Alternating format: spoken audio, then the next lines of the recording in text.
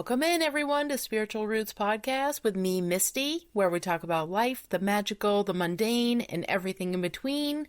I'm so grateful to have you here. Thank you so much for coming along. I really appreciate it. Today's episode, we are traveling to America's Stonehenge. It's not related in any way, but by name, to Stonehenge in England. I visited this magical site a few years ago with a couple of friends, and when we arrived, we were greeted by birdsong and the trees talking in the wind. It was grounding and welcoming. When you arrive in the henge, you will see the museum first, and this is where you will purchase your tickets and watch a welcome video if you like. That gives a brief history of the property. And fun fact, they also have an alpaca farm. They are absolutely adorable. Once you pass through the museum and get onto the grounds, you can feel the energy of the land and how old it is. It's truly supernatural. Let's step through the veil and into the past and walk the path through America's Stonehenge.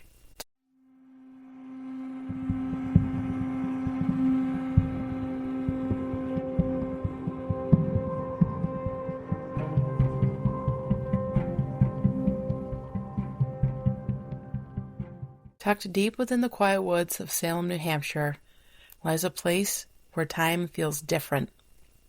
The energy feels electric.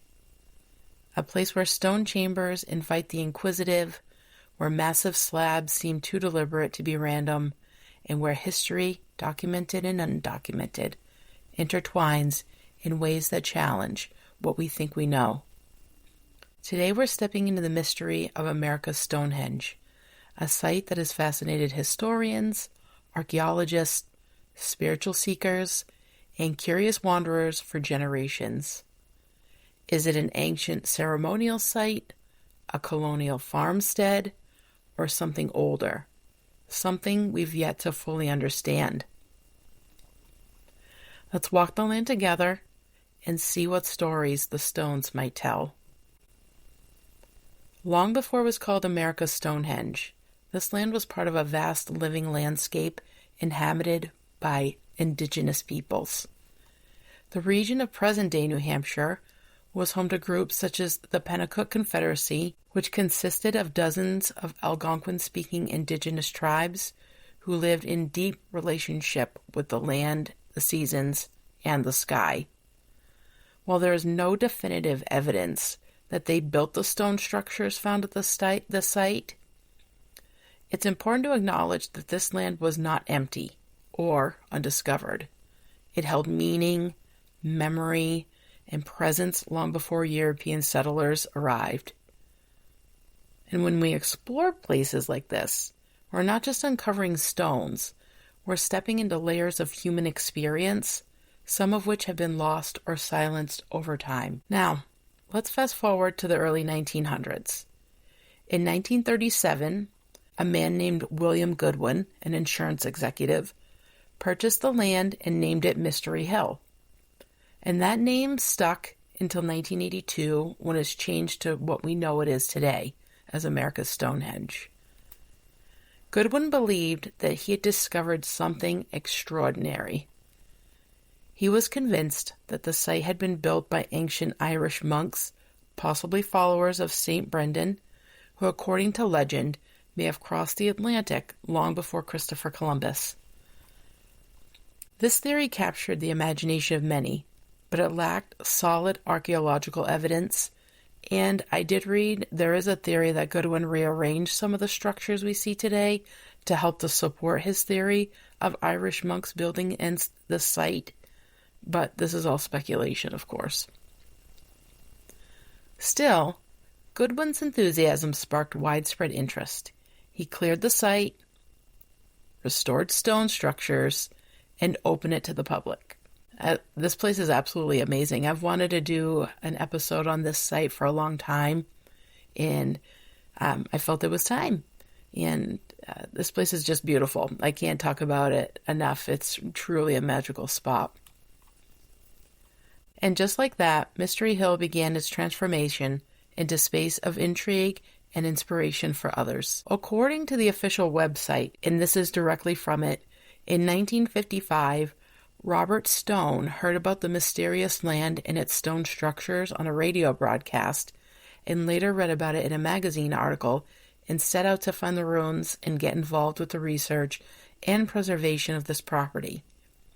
In 1958, Robert Stone opened the museum that we now know as America's Stonehenge with the help of his family and Malcolm Pearson, one of the site's early researchers. For several decades, multiple generations of the Stone family have been at the helm of the museum, leading research initiatives and caring for the ancient landscape. And today, Dennis Stone, the son of Robert Stone, now owns and manages the property. So what exactly is America's Stonehenge? The site spans about 30 acres and contains a complex arrangement of stone chambers, standing stones, walls and paths, drainage systems, carved grooves, and markings. And I do believe, if I remember correctly from my research, I believe it's actually 100 acres, but I think the actual part that's open to the public as the museum portion is 30 acres. When you drive up to this place, there is a house really close to the actual driveway to get up to the henge, and it also has some standing stones at the end of this person's property, and I do believe it's a residential, so this land is absolutely amazing, and I just thought that was very cool that someone's house had some of these standing stones on their actual land. I found that fascinating when we drove up for the first time. One of the most striking features is the central stone chamber, often referred to as the sacrificial table, or known as the groove table officially. Though the name sacrificial table is more dramatic than proven, there are many theories as to what this table was actually used for. The table contains grooves that could have been used to channel some sort of liquid. Some think to leach lye out of wood ashes for soap-making processes, and some say it may have been used as a cider press. The fact is, we don't really know what it's for, but it is cordoned off. You're not allowed to go down and actually get on this stone structure. Most of this place, you really are free to do what you want. There's guided tours, there's self-guided tours. In the wintertime, they offer snowshoeing, but this particular part, you're not supposed to actually get on top of the stone. Sadly, in 2019, the table was vandalized with power tools, and an inscription was engraved just going to show that this land is still very vulnerable. When I read about that, there's some conspiracy theories about the 2019, it's a conspiracy theory group. Supposedly, this person that they were a part of that did this vandalization, they were eventually arrested. I think it was a year or two later. But I'm not going to bring up their name. You can do your own research for that, but it's pretty wild. Massive stone slabs form a roof, carefully balanced in a way that suggests intentional construction, and the precision really raises questions. Similar to how the pyramids have their perfect angles, some of these structures that are here, when you approach them, you're like, holy shit, how were these created? It's just fascinating to me. I love this stuff. And some stones weigh several tons. Moving and placing them would have required significant effort and planning. And to just jump back a little bit, William Goodwin, I know I had mentioned that he excavated the land, but he really did dig up a lot of things. So if you ever decide to visit here, you'll learn more about him and what he had done.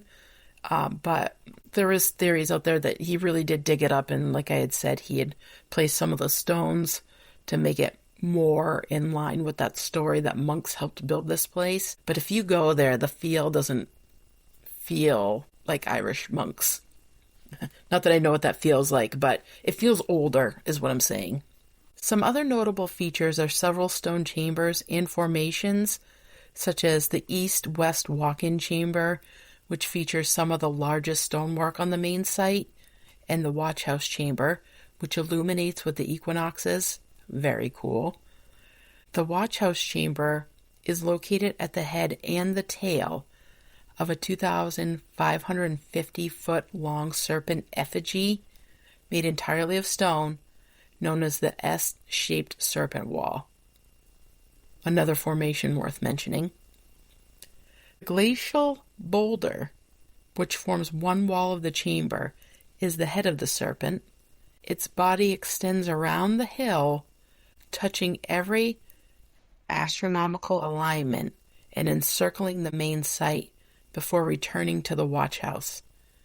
The serpent's tail ends just in front of its head, forming an ancient Ouroboros symbol, or a serpent biting its own tail. So cool. And we have that right here in New Hampshire, and that blows my mind. The Oracle Chamber, which is my personal favorite, is a multi-room chamber and is the largest single structure remaining on the site, and it includes a speaking tube, a fireplace, several closets, a carved stone bench, and 2 storm drains, and is connected to the grooved table. There's so much here to observe, my friends. It is such a cool spot. When we were walking around the property, so when you come in and you start, gallivanting around this area, you have to kind of walk up this incline to get to some of the structures. And one of the first ones we hit, I don't even remember the name of it, to be honest with you, but you walk down in and it's kind of like a closet, and there's no door to it. It's just a very small closet with a stone on top. But when I walked down in there, you could feel the vibration. It was the most wild thing I'd ever felt on a piece of land. Like, it literally vibrates there if you're open to it. This brings us to the big question. Who built it? Like, who built this place? There are several competing theories. One is the colonial farm theory. Many archaeologists believe the site was created by early European settlers in the 17th to 18th century. Evidence supporting this includes tools and artifacts from the colonial period, structural similarities to root cellars and animal pens, practical layouts for farming and storage.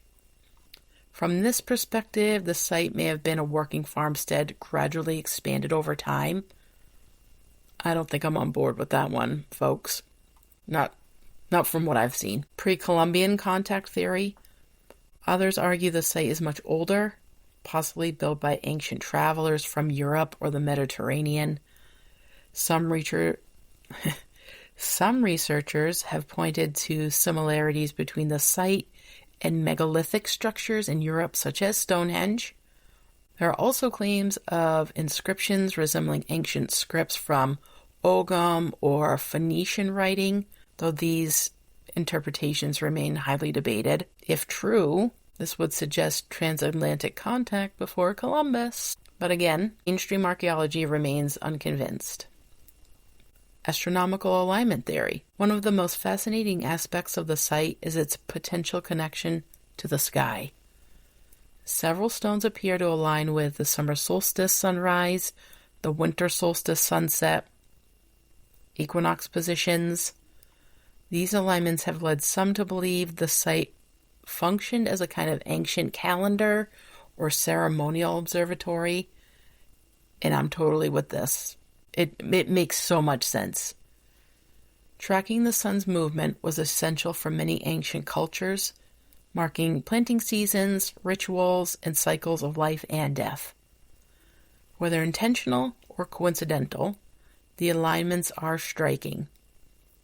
And I do want to note that the stones that line up with the sunrises of these events have a pairing stone on the other side of the structure that is aligned with the sunset of the same event. So, for example, there's a summer solstice sunrise stone, there's a sunset stone. And I found that to be very fascinating. And I didn't know that until we started to get to the end of our walk around, because these stones kind of go in a crescent shape. They follow the sun. But I thought I was just speechless, kind of like I am now. I just couldn't believe it. It was very, very cool that we even have something like this in little state of New Hampshire. So another part of this, carbon dating and controversy. Excavations at the site have produced charcoal samples that have been carbon dated. Some results suggest that human activity dating back as far as 2000 BCE. That's thousands of years before colonial settlers. However, skeptics argue that the charcoal may not be directly connected to the stone structures. Natural fires or later disturbances could skew results. Going back to Mr. Goodwin, he did dig up a lot of the property there. He moved a lot of things around. So I can only imagine what this place actually looked like when he first found it. I don't remember if there are pictures of that or not, but I'm sure it looked very different because he did do a lot of work around. So while the data is intriguing, it doesn't provide a definitive answer, and so the mystery continues. Today, many visitors experience the site as more than just an archaeological puzzle. Some describe it as a place of energy, quiet, grounded, and deeply atmospheric. Spiritual practitioners often visit during solstices and equinoxes, gathering to honor the cycles of the earth and sky. And last summer, a few of my friends and I went to the summer solstice ritual in 2025, and it was really amazing. It was, I believe, the woman who ran the ritual event, I believe her name is Katya Esser. It's a very involved and interactive ritual, and it was just a beautiful event. I highly recommend it if you can attend one of the rituals. And it's by donation for her, so you still have to buy the ticket in. Obviously, it's a museum. It needs to have upkeep and whatnot, so you do have to pay a fee to get inside. But I believe, if I remember correctly, her ritual was by a donation, so you don't have to pay, some crazy other price. Whether or not the site was originally used for ritual, it has undeniably become a sacred space for many. And maybe that says something important, right? When we went there, we met a handful of people. In particular, I remember one gentleman, he had been going to this ritual, I think it was for 20 years with the same woman. And when I was looking at the website, I saw that she also just did the spring equinox. So I don't think it's just summer solstice for her. I believe she does a lot of the equinox and the solstice rituals there. And when there is an event like an equinox or a summer solstice, they are, or winter solstice, they are open from sunrise to sunset so that you can experience the whole event throughout the day. Sometimes meaning isn't just found in the past, it's created in the present. Places like America's Stonehenge sit at the edge of certainty. They challenge us, they invite curiosity, skepticism, imagination, and wonder all at once. And I have to tell you, folks, I'm not a skeptic, but I felt all of those other things. I was very curious to go here. I really wanted to go, and I'm so grateful. One of my friends and her friend decided to go with me, so I've been there twice now, and I plan on going back for summer solstice this year. I want to make it to a sunrise, and I just want to experience it for partly what it was built for. And it's just beautiful, and I can't say it enough. It just blows my mind that we have this here available to us here in New Hampshire. In a world where so much is mapped, measured, and explained, there's something deeply human about encountering a mystery that resists easy answers. And maybe that's why this site endures. Not because we know exactly what it is, but because we don't. When you go there, you're like, who built this? I kept saying it over and over and over. I'd say, oh my gosh, look at what I found over here. Look at what I found over here. Come touch this. What is this? What's that? Because there's plaques when you go to, say, a summer solstice sunrise stone. There's they have plaques on these special markers so that you don't have to try to guess. So it'll be like plaque G. It will say solstice sunrise stone. There's even a stone for February 1st here at this place. So this place was built for something. I don't know what it is fully, and that's why I wanted to do this episode. It's a very well-known place, but I just wanted to bring it to my listeners' attention because it is so magical. We don't necessarily have to travel across the pond to experience these types of things. We have them here right in the United States. And I find that so fascinating. There is a quiet kind of magic in standing among ancient stones. Not the kind that demands belief, but the kind that asks you to feel, like I did when I stood in that closet area and felt that vibration. It felt like, have you ever heard electricity going through a power line? And it's like boom, boom, boom. That's what I felt. It was crazy. Whether America's Stonehenge is the work of farmers, travelers, or something we haven't yet named, it reminds us of something essential. That history is not always a straight line.